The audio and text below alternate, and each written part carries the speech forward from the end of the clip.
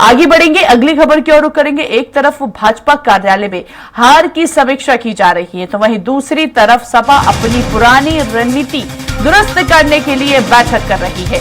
5 जुलाई को समाजवादी पार्टी मुखिया अखिलेश यादव ने 10 विधानसभा सीटों पर होने वाले उपचुनाव को लेकर उन 10 सीटों से जुड़े हुए जिला अध्यक्ष, महानगर अध्यक्ष और विधानसभा अध्यक्ष के साथ बैठक की। बैठक में पदाधिकारी, पूर्व प्रत्याशी और जीते हुए सीट के सांसदों के प्रतिनिधियों के साथ बैठक कर रणनीति बनाई। सपा सुप्रीमो ने फिर 10 सीटों पर प्रत्याशियों के चयन को लेकर बैठक की।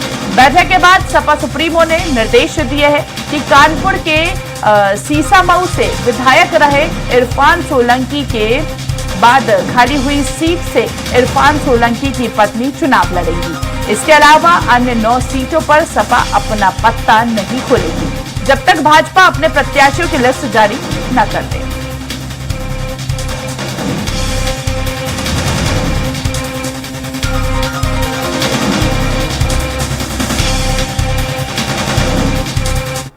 चलिए ज्यादा बातचीत करेंगे, सहयोगी घनश्याम का रुख करेंगे। घनश्याम, एक तरफ हम देख रहे हैं कि बीजेपी हार की समीक्षा करती हुई नजर आ रही है लगातार, वहीं दूसरी तरफ समाजवादी पार्टी का कॉन्फिडेंस दिन पे दिन बढ़ता हुआ नजर आ रहा है। बैक टू बैक सपा में बैठकों का दौर जो है वो शुरू हो चुका है। बिल्कुल काजल जी, और पिछले 2 दिनों से देखा जाए तो सबसे पहले उन्होंने जो 10 विधानसभा सीटों पे उपचुनाव होने हैं, उन सीटों से संबंधित जितने भी जिला अध्यक्ष हैं, महानगर अध्यक्ष है, मंडल अध्यक्ष है, जितने भी बूथ स्तर के अध्यक्षों के साथ उन्होंने बैठक की। 10 सीटों पे वो जीत हासिल दर्ज कराने के लिए, और खासतौर पे 10 सीटों में 5 सीटें जो उपचुनाव होने हैं वो समाजवादी पार्टी के पास ही पाले में ही थी, जिसमें 4 सीटों पे उनके जो विधायक हैं वो सांसद चुने जा चुके हैं। एक सीट जो सीसामऊ कानपुर है, वहां पे इरफान सोलंकी अभी हाल ही में सजायाफ्ता हुए हैं, वो इसलिए वो सीट खाली हुई है। तो ऐसे में देखा जाए तो 5 सीटें भारतीय जनता पार्टी के पास और 5 सीटें समाजवादी पार्टी के पास थी। इन 10 सीटों पे उपचुनाव होने हैं और ऐसे में समाजवादी पार्टी लगातार इस बाबत बैठकें कर रही है, और भारतीय जनता पार्टी अभी कुछ ही देर पहले हम लोगों ने दिखाया, वो भी समीक्षा बैठकें कर रही है। वो भी हार का कारण जानना चाह रही है।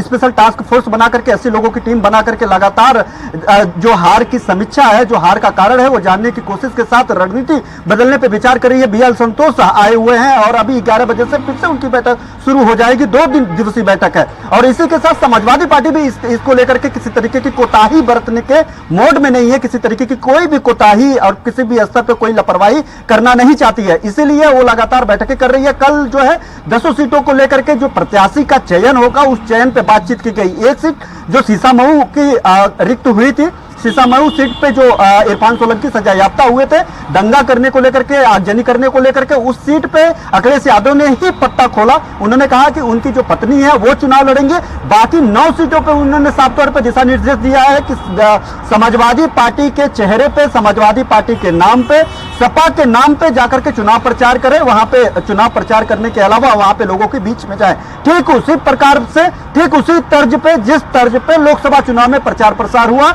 लोकसभा चुनाव में जो है भारतीय जनता पार्टी को पूरी तरीके से घेरने की कोशिश की और जीत हासिल की। तो ठीक उसी पैटर्न पे अब जो है समाजवादी पार्टी ने साफ कर दिया है, सपा सुप्रीमो अखिलेश यादव ने साफ कर दिया है कि हम तब तक अपने पत्ते नहीं खोलेंगे प्रत्याशियों की लिस्ट का जब तक भारतीय जनता पार्टी प्रत्याशियों की लिस्ट नहीं जारी करेगी, प्रत्याशियों की घोषणा नहीं करेगी। ठीक यही काम जो है लोकसभा चुनाव के दरमियान समाजवादी पार्टी ने किया था, जहां से पहले सीटों का बंटवारा कर दिया था, टिकटों का बंटवारा कर दिया था समाजवादी पार्टी ने। एक सीटों पे 4-4 बार प्रत्याशी बदला उन्होंने। खासतौर पे जो उनका टिकट बंटवारा था जातिगत समीकरण को लेकर के, वहां का सामाजिक समीकरण को लेकर के, वहां के एंटी इनकम्बेंसी सरकार के जो जिस तरीके के माहौल था उसको लेकर के समाजवादी पार्टी ने बहुत अच्छा बताया जा रहा है कि टिकट वितरण किया था। उसका परिणाम भी उनको पॉजिटिव मिला और उन्होंने 37 सीटों पे जीत दर्ज की और भारतीय जनता पार्टी के लिए आफत बन करके आई। ठीक उसी पैटर्न पे आगामी जो 10 विधानसभा चुनाव में उपचुनाव होने जा रहा है, उसमें भी ठीक उसी पैटर्न पे आगे बढ़ते हुए सपा सुप्रीमो दिखाई दे रहे हैं कि सब उनका साफ तौर पे अपने कार्यकर्ताओं को दिशा निर्देश है कि जब तक भारतीय जनता पार्टी अपने टिकटों का बंटवारा नहीं कर लेती है, जब तक वो अपने प्रत्याशियों की घोषणा नहीं कर लेती है कि कौन कहां से उम्मीदवार होगा, तब तक समाजवादी पार्टी अपना पत्ता नहीं खोलेगी। उसका नतीजा है कि जब भारतीय जनता पार्टी जब प्रत्याशियों की घोषणा, उस चेहरे के खिलाफ कौन चेहरा सबसे मुफीद लड़ेगा, कौन माहौल बेहतर बना पाएगा, ऐसे चेहरे को सपा सुप्रीमो उतारने की कवायद में लगे हुए हैं। और ये जो प्रैक्टिस है, वो प्रैक्टिस में सफलता भी सपा सुप्रीमो पा चुके हैं। तो ऐसे में उसी तर्ज पे आगे बढ़ते हुए दिखाई दे रहे हैं। तो काफी महत्वपूर्ण, परसों भी उन्होंने बैठक की, कल भी उन्होंने बैठक की, और जिस तरीके से कल अवधेश प्रसाद से हमने एक्सक्लूसिव बात किया, हम लोग लगातार उनको दिखा रहे हैं, उन्होंने साफ तौर पे कहा कि अब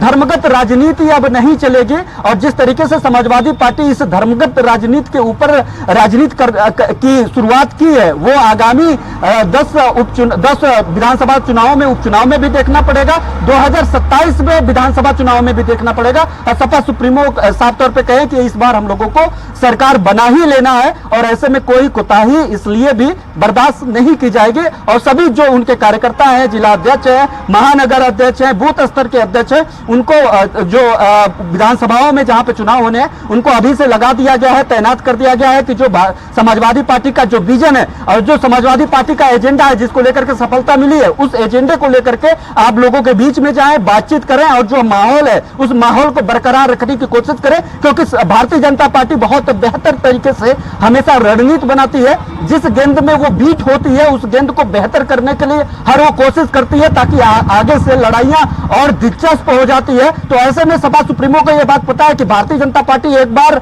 हार का स्वाद चख चुकी है। ऐसे में वो भी अब जो है आगे से कोई लूज पॉइंट पे नहीं खेलेगी, जिस पॉइंट का फायदा सपा सुप्रीमो को मिलने वाला है, ये बात सपा सुप्रीमो को भी बहुत बेहतर तरीके से पता है। ऐसे में जो रणनीति है, उस रणनीति का खुलासा सपा सुप्रीमो नहीं करने जा रहे हैं, उस एजेंडे का खुलासा सपा सुप्रीमो पहले नहीं करने जा रहे हैं। और खासतौर पर प्रत्याशियों का चेहरा तब साफ होगा जब भारतीय जनता पार्टी अपने चेहरे को साफ करेगी, अपने प्रत्याशियों की घोषणा करेगी। और इसका लाभ पहले भी ले चुके हैं सपा सुप्रीमो। ऐसे में काजल साफ है कि वो अब उसी रणनीति पर आगे बढ़ते हुए दिखाई दे रहे हैं, क्योंकि लगातार जीतने और उनको अप्रत्याशित जीतने, जितना अभी समाजवादी पार्टी के इतिहास में इतनी बड़ी जीत हासिल नहीं कर पाई थी। सबसे बड़ा दल उत्तर प्रदेश में और देश में तीसरी सबसे बड़ी दल बनकर के उभरा है, और सबसे बड़ा कारण रहा है कि उत्तर प्रदेश में भारतीय जनता पार्टी का डिफीट होना। तो ऐसे में घनश्याम, कुल मिलाकर देखें तो अब लोकसभा चुनाव के बाद उपचुनाव की तैयारी में दोनों ही पार्टी